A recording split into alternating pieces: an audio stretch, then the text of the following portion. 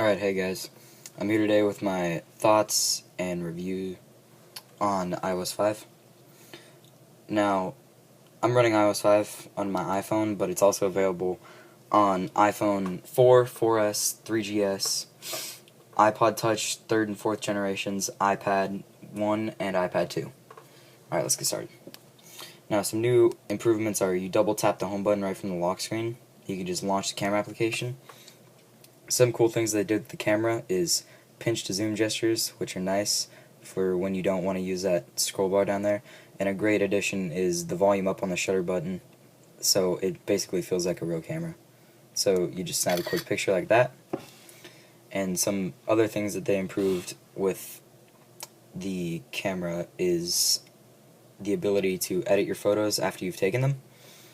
So you get the option once you hit this edit button. Let me show you that. The edit button's right there. And you can rotate it. You can auto enhance it, which does wonders if you're in a really bad lighting situation. Red eye reduction and cropping, which also uses two-finger gestures.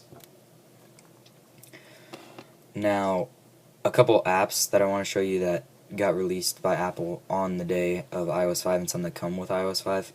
The first one is reminders. So I set a reminder for this video so that I wouldn't forget.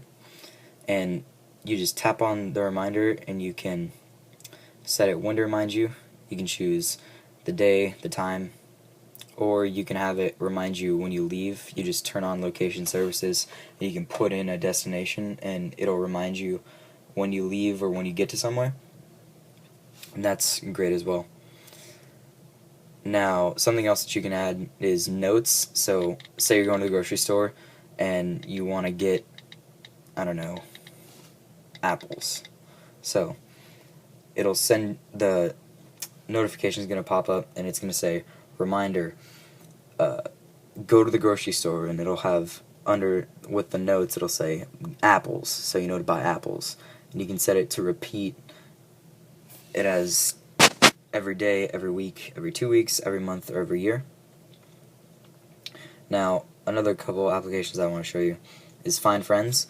Now, I'm not going to open this app and go into it because I feel like a stalker when I use it, but Find Friends basically allows you to find friends that are around you using location services with Google Maps, which is kind of cool, but I just feel weird using it. And one that I think is great is Trailers, which is basically Apple's shot at Fandango. So right here you can go, it's got Trailers, Calendar, Top 25, in theaters, and favorites.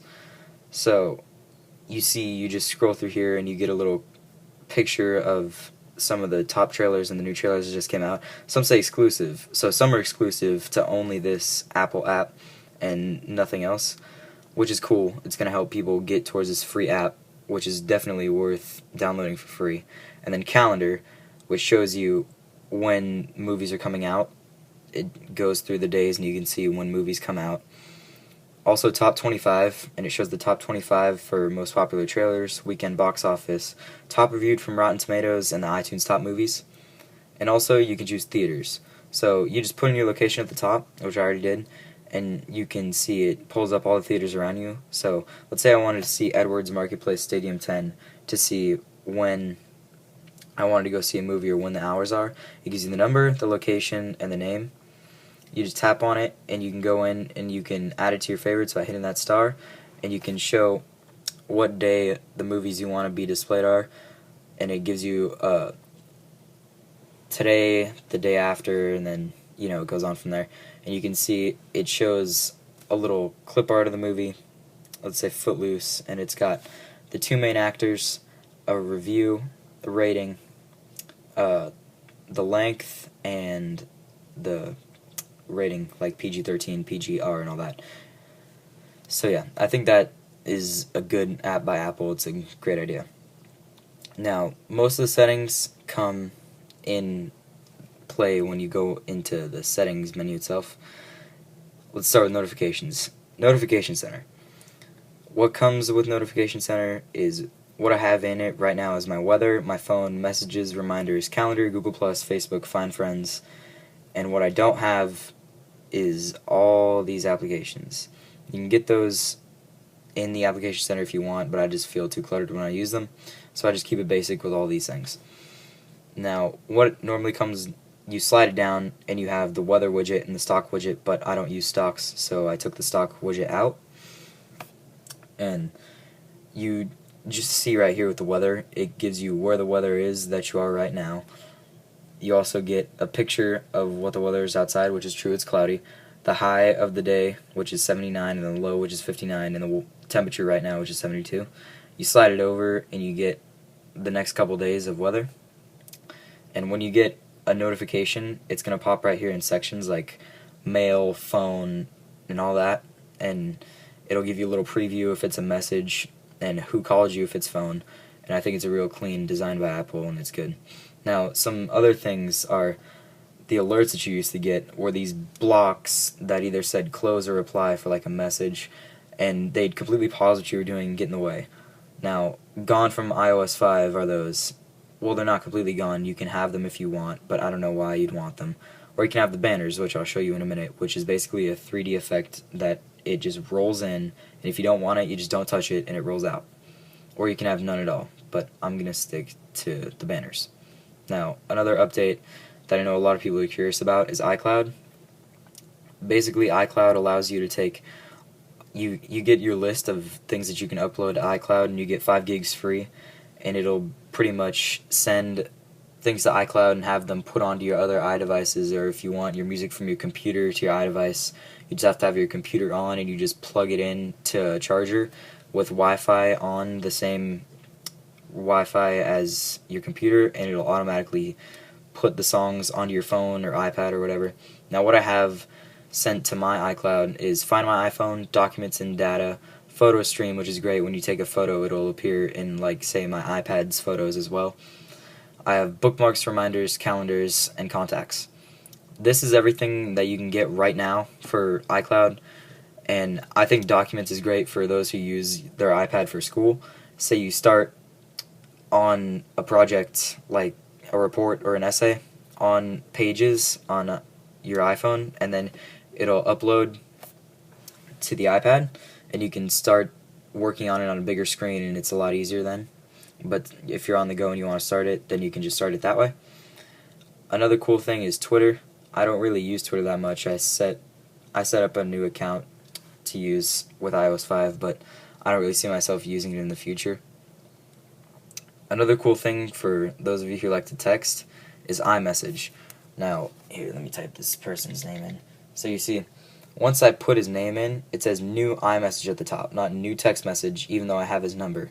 It knows exactly when another person with iOS 5 has iMessage, so if they download iOS 5 on their iPhone, iPod Touch, or iPad, you guys can iMessage with each other, which is basically like Apple's take at BBM.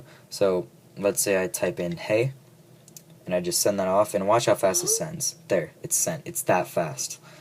I just couldn't get over that, and it says up there iMessage at the top, and you see it just got a notification saying delivered. Once it's delivered, I think that's a great thing, because sometimes I don't know whether my message gets through to people or not, because sometimes they don't get my messages for whatever reason, and it's great to see that they got the message, and you can just wait for the reply then. But some things that are different from this and the texting layout is when you text, right here it'll say text message, and it'll have a green send button, and it'll say text message down there. You also have the standard options to call, FaceTime, and look at the contact. Now, as you guys know, when you used to play games, let's say I started to play Tiny Wings, you're playing your game, and the big banners that used to be on iOS 4 would just come in and block it up, and you wouldn't be able to play your game without telling it to close or interacting with it or whatever. But gone is that. I couldn't stand those when I was playing this game particularly. I just hated to see that, and say I'm on a good score, just completely have my score be messed up. Now what happens is a banner comes out from the top, and it's like a 3D cube effect, and it just cubes in, and it'll show the little icon, say it's messaging, it'll show an icon right there, and it'll say who sent it, and a little preview of the message, which is great. They also changed the way you listen to your music. It used to be iPod, is what the app is called. Now it's called Music. Just waiting for this guy to reply so I can show you guys banners. But what happens is, if you don't want to hit the banner and you just don't touch anything, the banner will just roll away, and you just slide this down and it'll give you the notification that you saw up there, but it'll be right here, and you can have the ability to clear it out or not. And what happens is, I always get lost when I come into Notification Center because I look up at the weather and then I want to see the forecast, and it just goes from there. Also, they made an improvement to the weather app. Now, when you look at the weather app, normally you just get this and you can't get really any more than this on iOS 4. But if you just tap that, you get the weather for the next couple hours. You get the hours for the next couple days. So right now it's Friday. You can see it's 3:50 p.m. I get the weather for 4 and see how the weather's going to decline from there. I thought that was great because I always had to go to online if I wanted to see hourly from like weather.com, and I think that's just a great update. So yeah guys, that's pretty much my review on iOS 5. I think it's a great update from iOS 4, but I just don't think that Apple's done innovating yet, and I'd like to see where Apple goes from here. Alright, thanks.